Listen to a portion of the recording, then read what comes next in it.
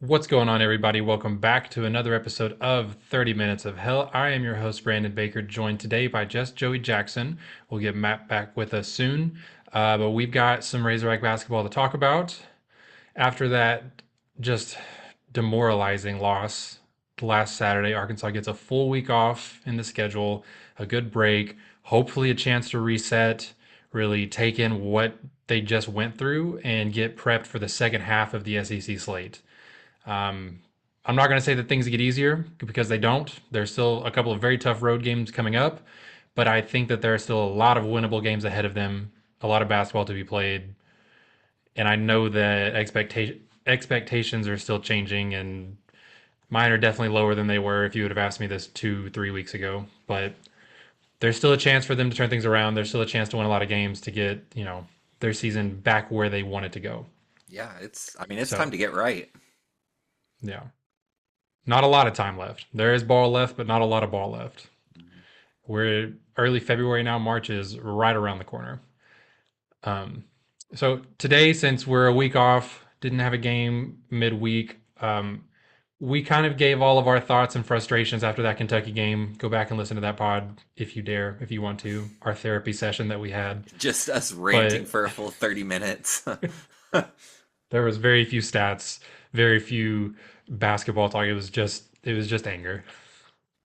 Yeah. But building on that, there's still more like moving forward with this team, things that I want to see differently, not even just specifically against Mississippi State. Um, we've been talking about, how good Acuff is on the offensive side of the ball. We went into depth last podcast about how there's times where he starts slow. We've talked at length about him having issues on the defensive side of the ball, being too nonchalant, things like that. He's still like the engine of the team, still the engine of the offense, still need everything we need out of Acuff. But the rest of the team, I think, is like where things are kind of interesting and where we could maybe see some switch ups, some more minutes here or there, some more usage for certain players, and just to start, I am to the point that I'm tired of seeing Nick Pringle and DJ Wagner on this team, and that sounds brutal, but all like every way that I slice it, all the stats that I look at, I mean, the games that I watch with my eyeballs, right? Like every way you can look at it, they are not providing positive impact for the vast majority of the time they are on the court. And we've talked about how with Wagner, that's kind of a fit thing. It's hard for him to find his role next to Acuff. Fine. But we do have Acuff. I don't know what to tell you, DJ. We don't need him on the court that much. And when he's on the court, it's a negative because Acuff usually isn't on the court. And And with Pringle, I'm just, go well, ahead. we thought that things would change a little bit with Wagner because he started coming off the bench. We thought maybe that will Mhm. give him, more ability to do what he knows and is used to, and it didn't. Nothing changed. He's still a net negative. Like he's like even with that adjustment of him not playing as much alongside Acuff, he's still not giving us what we're used to. No. He had a decent game that first game that he came off the bench against Vanderbilt. Shot very well from the floor, had 11 points, 3 assists, and we thought, oh my gosh, maybe he's a backup point guard. Maybe this is going to be okay. He has since scored 11 points total in the last 3 games in the same role. So just not getting what we need from him. And it sucks because I think that he's capable. But on the other side with Pringle, the thing that's driving me crazy is that I see a clearly better option sitting on the bench in Malik Ewan. I understand that he's hot headed, makes mistakes, maybe forces things up, whatever. Everywhere you look at it, he has been so much more productive and so much better than Nick Pringle in his minutes. And I understand that he is a net negative defensively some of the time, but I don't really see Pringle as a net positive defensively at this point. Maybe marginally better than Ewan, but I think the things you gain from Ewan being on the court are just so much more than the theoretical defense that we're trying to get out of Pringle by letting him start games and get as many minutes as Ewan. Yeah. I'm I'm fine if Cal wants to start Pringle, but I don't want to see even minutes between them. I want to see Ewan getting the lion's share of those center minutes because like you said, Pringle's just not doing it. The reason we got him is to be a paint beast and a paint protector. Like that's the entire reason that Cal brought him to Arkansas is because that's what he was good at. And Yeah. he's no longer that. He's like, I mean, we saw I can't remember if it was the Kentucky game or the Oklahoma game. It was probably Kentucky. Yeah. I mean, he literally just ran around the court for 13 minutes. No stats. He had a Mhm. turnover. Great. At least he was in the box score. But he like why and given Ewan did play a lot more than Pringle did that game, but that hasn't been how it's been the most of the season. They've been more or less splitting minutes. And And and just to build on that too, like you talk about being okay with Pringle starting it, but like we had a conversation on the last podcast about how when this team starts slow, they struggle to recover from it. Mhm. And so when Ewan provides more of a punch and some of that energy and that offense over what Pringle does, like I think the timing of it is just as important as the total minutes because when we start slow, we can't dig out of the hole, you Yeah. know? Yeah. There's there's a lot we're uncovering more and more. There's a lot wrong with this team. I feel like there's a lot of underlying issues that we're just not recovering from. Like we talked very early in the season about how bad we were defensively and how bad of a rebounding team we are. And every so often we have a good rebounding game due to effort specifically. And now here we are with Pringle and like there it's always something that comes up that is it's rising to be a bigger issue the longer that we go in the season because we're getting close to tournament time. Like these little issues, these small like things that early in the season they seem small like, oh, we've got time, we can fix that, it's an effort thing, we can do that. But now the little things is what makes you get on a run in March. Like those Yeah. little things like Pringle giving us 10 minutes of nothing is what's going to get us kicked out of the second round. Like we Yeah. can't we And can't not just even no ignore it. stats, just and not even a good presence defensively. Like they were just getting to Exactly. the rim, they were doing what they wanted. Malachi Moreno in that game was just scoring out of the post, like yeah, just nothing. And one more just like kind of illustrative stat that I've run across in doing some of this research on this team, trying to do what you're talking about, uncover what the heck is going on. There has not been, out of the high major games we've played, out of the six losses, there's not been a game where Ewan's plus minus exceeded the final margin of defeat, if that makes sense. Like, so in games that we lose by 3 points, there's not a single time that we've lost where Ewan was a -3 or worse. Every single game, four out of the six losses, he was a positive, even though we lost. And I understand that plus minus is not the end all be all. It depends on, is he hitting his free throws? Is he turning the ball over? Is he doing these things? But like, it's a pretty decent indicator when taken at like a season long sample size Yeah. when you look at all of it. And so 4 out of 6 times being a net positive in the loss, and the other times still not having as much of a net negative as the team did as a whole. Like, I don't know. I just think that it's an overwhelming case that he is the better option, and I worry that we're never going to see the start with Ewan. I worry about what the minute split looks like. Cal said something after the Kentucky game that we need more from Pringle, but I have never lost faith in him. I don't know where this faith is coming from because I certainly don't have it right now. But I'm worried about that big man rotation. I don't understand what Cal could be seeing. Like I to me, this is an obvious move to make. Start Mm-hmm. Ewan, bench Pringle. Start the guy who is giving you any sort of outcome to a game. Like Yeah. I surely he's seeing something or there's something behind the scenes that we're not getting at that is the reason behind Pringle getting these minutes and getting the starting position. I have no clue what that could be. I don't know what Cal is seeing out of him. Like I get the theory. Like I like starting with defense and bringing offense off the bench. But like we said, I don't feel like we're getting that with Pringle at this point. Yeah. In theory, he is the defensive center, but when you get 0 rebounds in 13 minutes and you're letting the 7-footer score at will in the post, like those are just things that it's a theory. Like it's Pringle looks the part, and on paper he should be the part, but he's not. He's not doing it.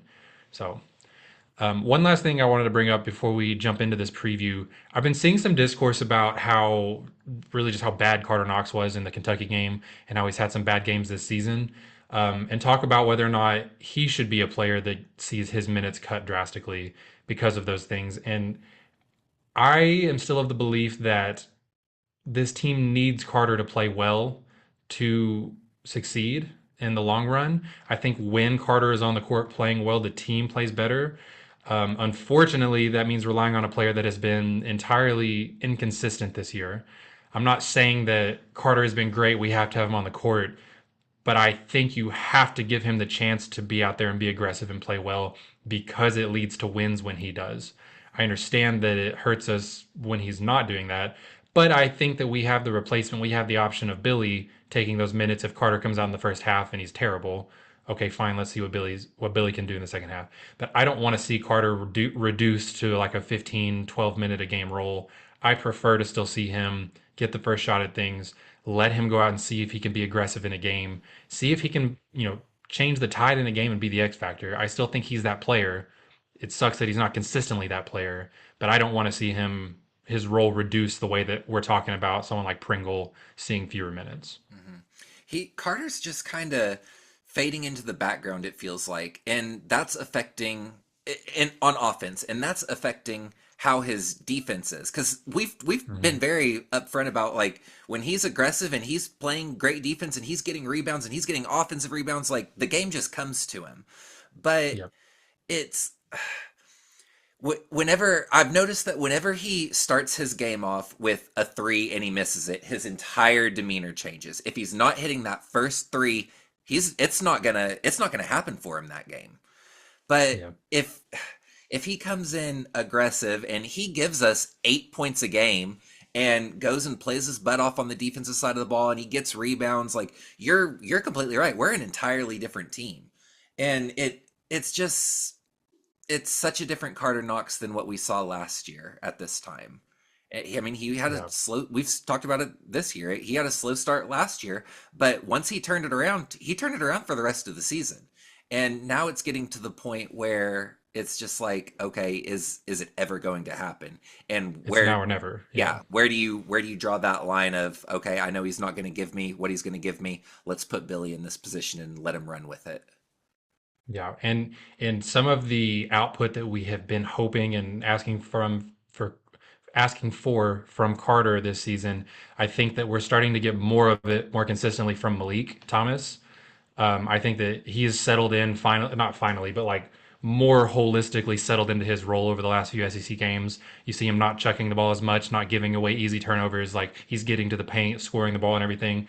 And so I say this to say that, like, we really don't need that much from Carter. It's about crashing the glass, knocking down a couple open shots. Like, he just has to be available, aggressive, and just impact the game somehow. When he doesn't, it leads to poor performances as a team, because he does provide those small little plays, but we're not even asking him to score 9 points a game. I just need you to hit a couple shots here and there, go get 5 rebounds. You're a big dude, defend well, rebound well, just the small things. We're not asking for that much. Just the effort plays, yeah.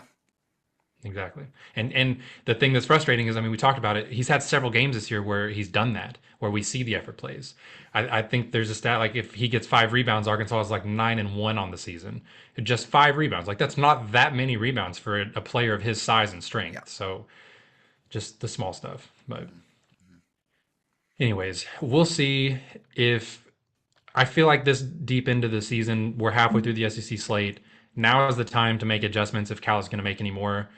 I don't know that we see that many more to personnel or to rotation, but that's really what I want to see, is stuff about, Les Pringle, getting Carter involved as a effort player, get him going at least. But we'll see where that goes from here. As you know by now, we have teamed up with BetMGM again this season. We'll be using BetMGM lines to make all of our picks, and we will have special offers for Field of 68 fans, including same-game parlays, best-in-class live betting, and daily odds boost. If you haven't signed up for BetMGM yet, use bonus code FIELD to get up to a $1,500 first bet offer on your first wager with BetMGM. Here's how it works. You download the BetMGM app. You sign up using bonus code FIELD. You deposit at least $10 and place your first wager on any game, and you receive up to $1,500 in bonus bets if your bet loses. Just make sure you use that bonus code FIELD when you sign up. Make this college basketball season one for the history books. Make it legendary. And don't forget, if you haven't signed up for BetMGM yet, use bonus code FIELD and get your $1,500 first bet offer today. For now, let's move on into the preview of Arkansas's next game, start of the second half of the SEC slate, a road game at Mississippi State. The scariest two things about this game are that it is on the road and that it is Arkansas playing in this game, because they have just been two entirely different teams. And for a while, it was the really good team showed up at home and the really bad team showed up on the road. Then they pulled out a gritty win over Oklahoma on the road and put up a pitiful performance at home. So now I just don't know which team is going to show up, period, no matter where we are.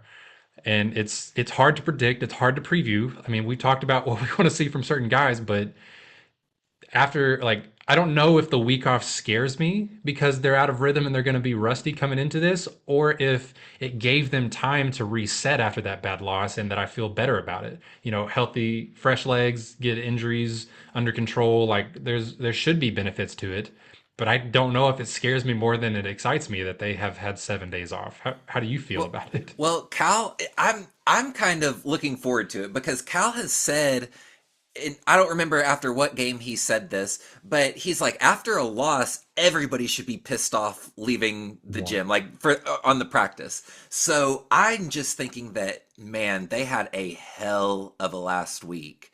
I know that I hope Cal's so. gonna. You would hope so, yes. So I'm. I was just about to say I'm confident in this game, but then I was like, well, Starkville's a crazy place, and you know that the crowd is going to be popping. If we don't come out ready to play, if we let the crowd get into the game within the first 8 minutes of the game, it's not going to be a pretty night.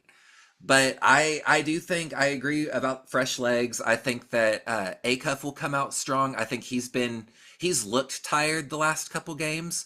I think Brazil will come out good. He's looked kind of tired the last couple games.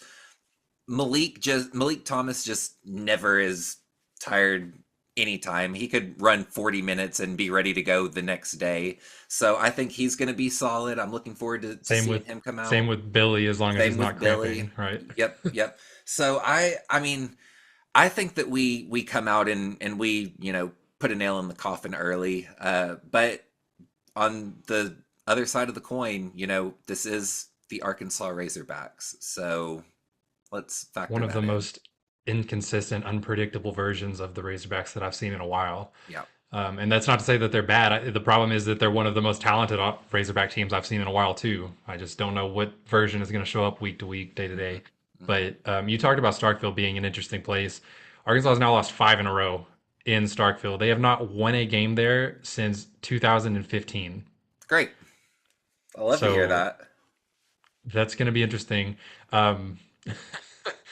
Getting into the specifics of Mississippi State, there's really like 2 specifics to this team.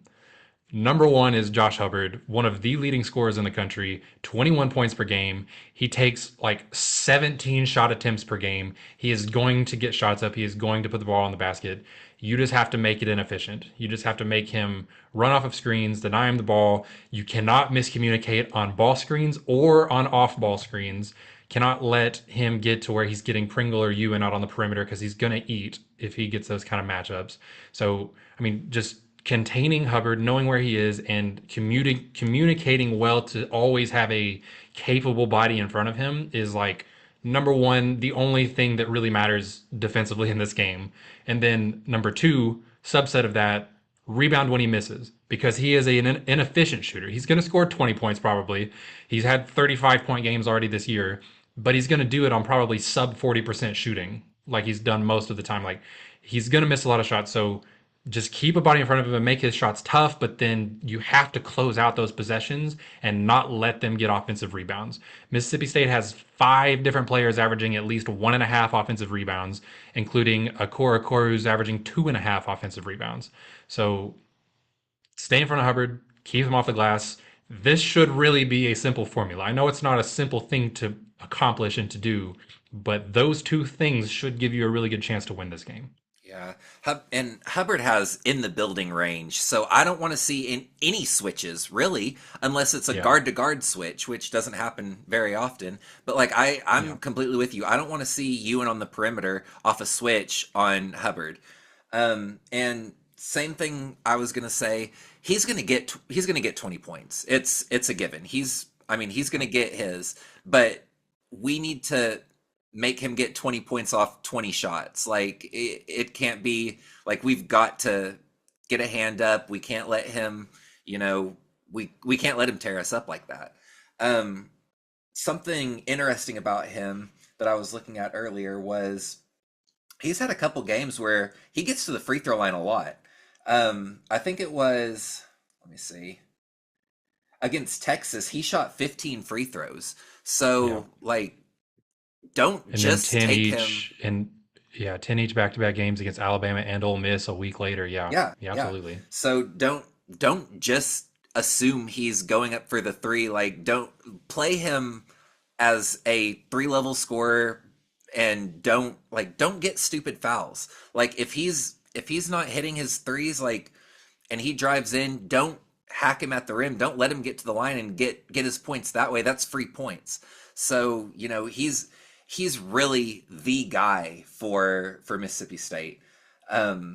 With Jaden Epps, I don't know if you were gonna speak on him at Yeah. all, but he's kind of getting confidence and falling into that second leading scorer option, second option. So that's another guy that we Yeah. just want to be mindful of. I would say. Yeah, another experienced guy, senior. This is his third school, all three D1. He went Illinois, Georgetown, Mississippi State. He's been a double-digit scorer for 3 years now, and as a freshman, he was a 9.5 points per game. So really, 4 years pretty much as a double-digit scorer. Definitely someone that you can't let get confident on his home court. These are the kind of games where the quote unquote role players, the support guys, usually shoot a little better, play a little better, have more confidence on their home court. So you just have to be aware of that. Those are definitely the two scoring options that you have to be the most worried about. And then they have McGee, who usually comes off the bench, is their third scorer, and all three of these guys are relatively smaller guards. And so we've been talking about how Arkansas's point of attack defense has been worrisome at times. Their pick and roll defense is not the best. Like that's kind of the only thing that really concerns me in this game is that their three best players are guards that we are going to have to stay in front of. And we're just not always the best at that. There are times we've seen stretches where we do pretty good at it. I mean, we have guys that can do it. It's just the communication, it's the effort, it's the attention to detail, ready to play, not switching, not losing your guy when you're off ball, all the little stuff like that. My biggest concern is the offensive rebounds. I think Yeah. that I'm already predicting Hubbard to jack up about 14 threes this game because they're Akor and Ballard, they're going to get offensive rebounds. They're going to kick it right back out to him for threes.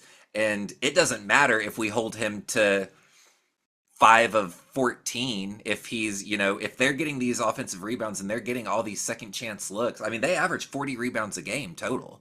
Like Yeah. we don't rebound the ball well. If we don't get a body on those two guys in particular and they're able to keep dishing out for threes like upchucking, then where it's going to be a long night and I'm not confident. Yeah, I see teams a lot of times at the NBA level deploy this approach that I'm about to talk about. I almost want like no help on Josh Hubbard. I want whoever's guarding him, probably Malik, maybe some Acuff, DJ Wagner, Billy. I don't know. He's a small guard. I would be surprised if we saw a lot of Billy on him. But I would almost rather leave them on an island and say, do your best, contest his shot. He's going to score 20. Just stay in front of him. Don't foul him. Everyone else, locate your man and don't let them crash the glass. Hmm. Like, don't try to help on him. Don't lose sight of your guy. Don't let Brazil go chasing blocks across the paint. Don't let whoever like stay with your guy and limit the rebounding. I don't care if Hubbard scores 26 points if their team only has 56 points. You Hmm. know what I mean? Like, limit everything else and just kind of let him, don't let him do his thing obviously, but let one guy do his best to slow him down.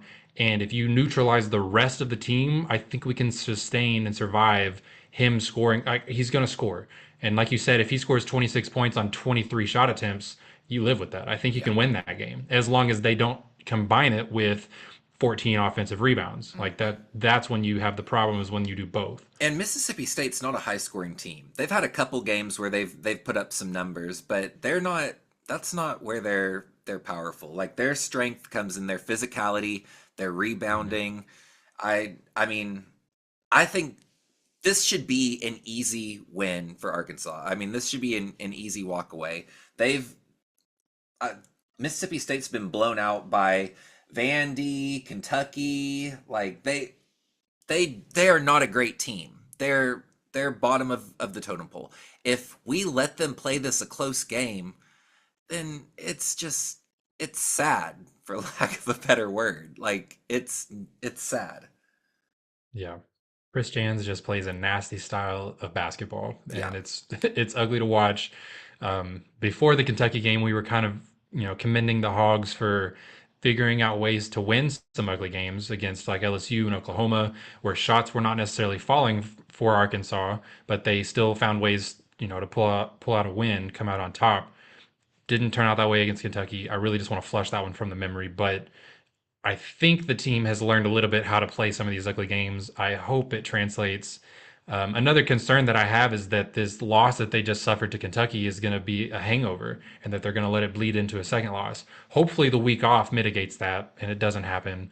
Calipari being here, he knows how to get guys going, get guys ready. Say what you will about him as an X's and O coach at this point in his career, I think he's capable of doing that part still at an elite level. So hopefully that shouldn't be a concern, but it is something to think about. Like, for us, hopefully not for the players, but like it could be a little bit of a hangover after such a emotional loss in front of your home crowd. So just a lot of factors going into this one. Arkansas really needs a win to get the second half of the SEC slate started off on the right foot. Like I said, some winnable games in this stretch. You do have a road game at Alabama coming up soon. You do have a road game at Florida late in the season. But I mean, I think you can beat LSU on the road. You should beat Auburn at home. You should beat Missouri at home. A&M is feisty, but at Bud Walton Arena should be able to beat. Like, there's a lot of wins, or a lot of winnable games coming up on the schedule, but you can't afford to drop ones against a team that's 3-6 in SEC play Hmm. wherever you play it at. This is a big one. They really need to win it. I'm just looking at our schedule. Over our next 7 games, I could see us going 6-1. We should go honestly, we should go 7-0. But That it, I think Florida's going to be really tough. yeah. That at Alabama and at Florida both scare me. If you go Yes. seven, I'm sorry, 6-1 in this stretch, that's a great turnaround from where we were, Yeah. and you position yourself pretty well if they can accomplish that. Yeah. All right. Well, you what do you think about this game? Do you think Arkansas is going to win on the road? I think we pull it out. I can't allow myself to think that Mississippi State holds a close one and takes it from Arkansas. I'm gonna say that I'm gonna say we beat them pretty good. I'm gonna say final score prediction 92 to 68. Wow. That's a wow. That's quite a range there. Okay. I know. Okay. I just this team is not great, and I think that we're going to come out ready to play, ready to redeem ourselves from a loss, and I think that we're going to put the nail in the coffin early. And I'm even going to go out on a limb and say we get some walk-ons in the game. Wow. Walk-ons on the road. That would be nice. It I'm would be really a I'm stress-free putting game. I'm putting way too much faith in this Razorback team, but I cannot let that Kentucky game get me down. I think I've still got a little bit of a hangover from it. Uh, I don't trust them that much. I'm gonna predict a win also, but I'm not gonna be that bold about it. I think I'm gonna stick in the single digits actually, but barely. I'm gonna go Arkansas 84 to 75. So a 9 point win right there. Yeah. I think that's a pretty good road win. I think we can Maybe manage that. maybe I'm just like maybe Matt sent his vibes into me because Matt would have predicted something like that. Maybe I'm feeling the love from him tonight. I get it. Yeah, no, I get it. I predicted like a 9 point win, and so you had to compensate and predict a Exactly. 9 points for you and 9 points for Matt. So we got to win by about Exactly. 20. We got to win by 20. Yeah. It's perfect sense. Basketball math. All right. That is all the time we have for you guys today. Praying for a Razorback bounce back, another Arkansas win, a better second half to the SEC schedule. But until then, quick reminder we are brought to you guys by the Field of 68 Podcast Network. You can find us on YouTube, on Twitter, on Apple Podcasts, wherever you get your stuff. Please be sure to like, subscribe, leave a review, leave a comment, share with your friends. It really helps us out. We really appreciate it. Until next time, I have been your host, Brandon Baker, joined today by